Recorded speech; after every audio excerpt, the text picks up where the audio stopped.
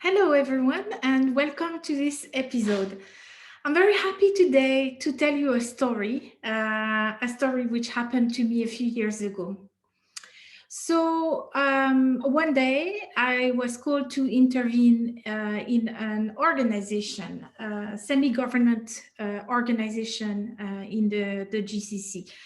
Semi-government organizations for people who are outside of the Gulf countries are companies that are financed by government money, but that do apply private law to employees. So employees do not have a status of being government employees or civil servants, as they would be called in other parts of the world.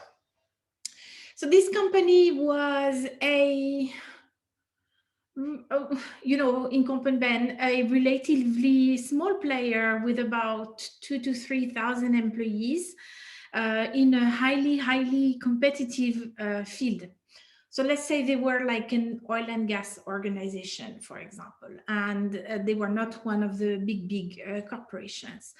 I was called in because a few years before that, the CEO had asked for a executive compensation survey to take place, whereby his package and that of top management of the organization, so the CFO, the chief legal counsel, the head of product division, and so on.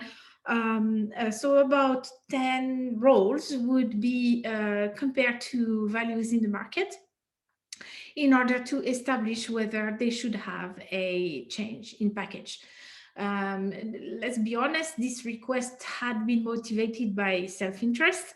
The CEO believed that he was underpaid. And so he wanted to have some data in order to validate that perception and in order to request a salary increase and a change in package to the board of the organization. So he turned to his HR director, who was also of the same nationality, a Western expat, who himself turned to his head of performance and reward, who was a national of the same country as well, an expat in that country, in that company.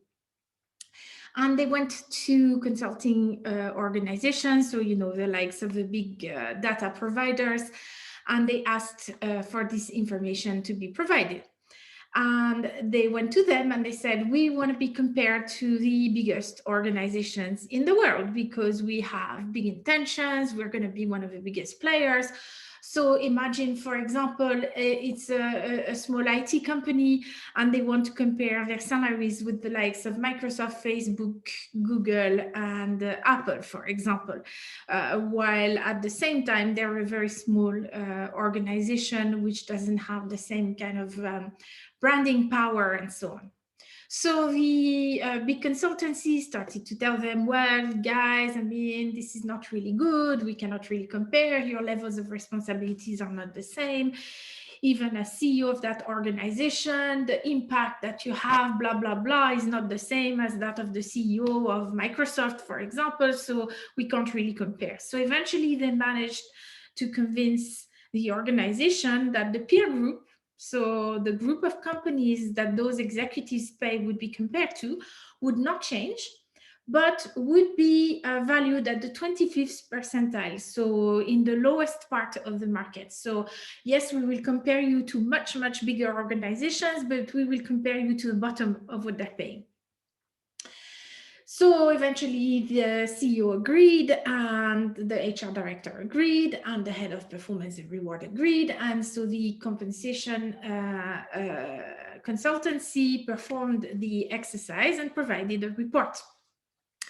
And in this report, you had a great graph which was showing one column for each of those 10 individual executives that were being compared to their peers in those other organizations, and then a representation of salaries from the 25th percentile to the maximum and where that person was positioned in terms of pay.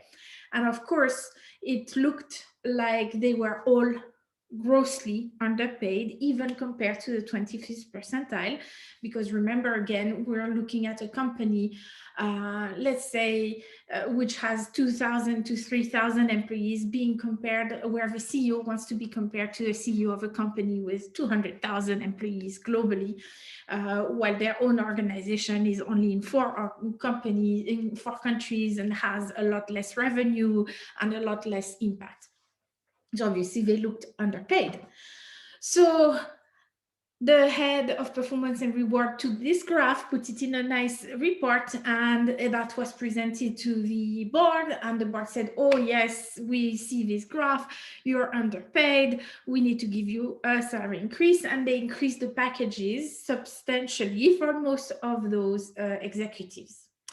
So everybody was happy, you know. Board felt that they had taken care of the interest of the top management and prevented a brain drain. Employees, those executives were happy with their increase, and especially the director of HR and the CEO, who had both been working on that, were very happy because they both got their increases and so on. The only challenge was that just a few months after, like maybe 3 or 4 months later, there was an article in the national press, and the English-speaking national press, which everybody can read. The journals that are written, the newspapers that are written in Arabic, obviously, are not read as widely by the expat population, but that one was in English. And there was this big, big report on the top highest paid CEOs in the country. And the name of the CEO of that company was one of the top 10 in the whole country. He was actually number 4. And that was his salary before the increase that he had received as a result of the peer comparison that had been done. And so obviously there was a scandal. I mean, a hushed scandal. That was not a public scandal, but in government, of course, this was a semi-government entity. So government was keeping an eye on things and started to say, but why, if the CEO was paid 4th highest in the whole country, 4th highest paid person in the whole country, how can we say that he was underpaid and give him an increase and so on? And so eventually, the CEO had to resign, the head of HR had to resign, the head of Comp and Ben was let go, resigned. I don't know technically what happened. And of course, board members were told to go and be board members in other entities. And they said, okay, we need to really look at what's happening in our organization. And that's when they reached out to me in order to perform an audit of their practices. Were they paying where they were saying they were paying? Were they lagging behind market? Was there anything? And so on. And so the lesson, so for me, that was great. I ended up working for 9 months with that organization, and it was a very successful assignment at the time. But I think the lesson that I want to highlight here is that if you are going to do a salary survey and you are going to do what we call a peer cut, which is when you are comparing your organization to a very specific subset of companies that also participate in the same survey, you have to be really, really careful of who you compare yourself with, because aspiration is not necessarily reality. And yes, I might be a small IT organization and I want to be the next Facebook, or I want to be the next Microsoft, but I'm not there yet. I'm only a small startup, and comparing myself and having aspirations in terms of business is good, but from a pure compensation and benefits is not going to be so good. So be very, very careful when you're looking at your peers. The industry is not the only thing. The aspiration is not the only thing. You really need to look at the fact whether this organization is relatively similar or is the next step in evolution compared to you, and not like some big shot dream. And the other thing that I want to say is to always be careful on the work that is provided by the consultants that are working for you. And in that case, I mean, obviously me as well, but in that case, the big consultancy that provided the work. Because obviously when I first joined that organization and the client explained to me what was the history and so on, I went back to that report that had been produced on executive compensation by that big consultancy. And I called the director and I said, look, I need to talk to you.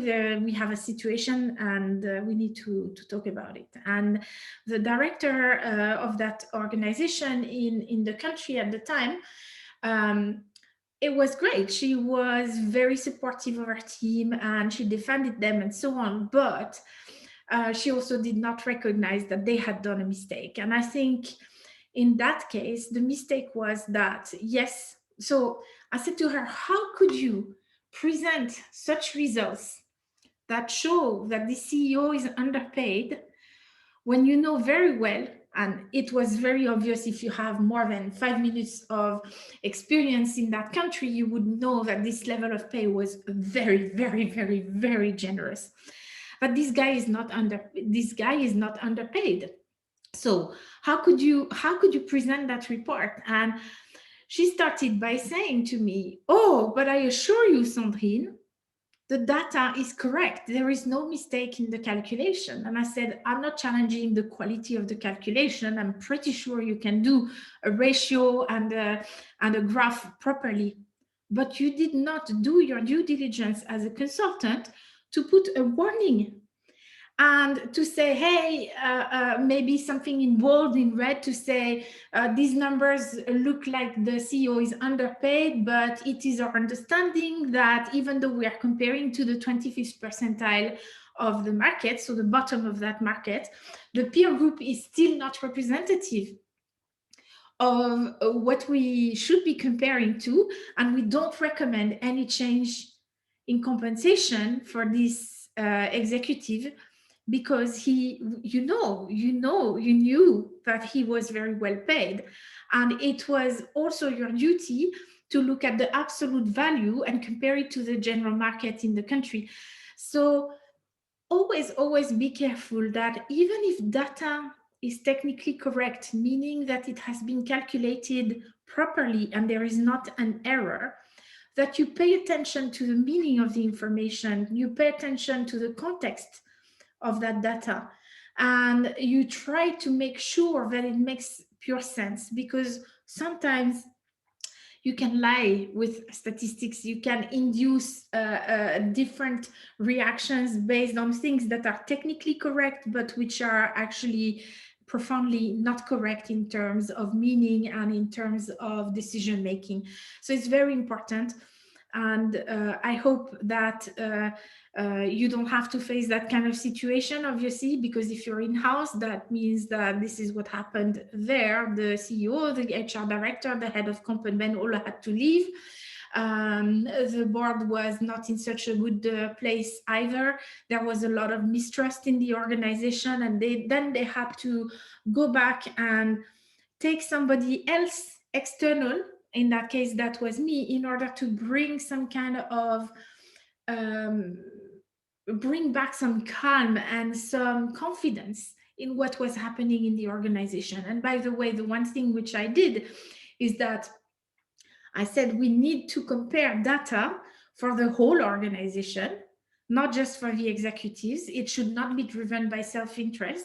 And we will participate in multiple surveys, and we will also look at qualitative aspects, such as, in terms of incentive designs, are they fit for purpose? Are we fitting with where we want to be, with what the situation in this organization is at the moment?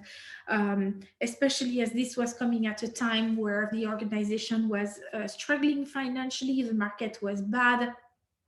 It was a bad year, and they were not able to maintain, spending the way that they had, and and they had to become much more aggressive and purpose-oriented in how they were spending their money at that point in time. So I hope that you found this story interesting and useful, and that you will remember to always be careful in the peer cut that you create when you participate to salary surveys, to make sure that you do use data that is actually relevant for your organization, so that it can drive the right kind of decisions for you. Thank you so much, and I hope to see you again next week.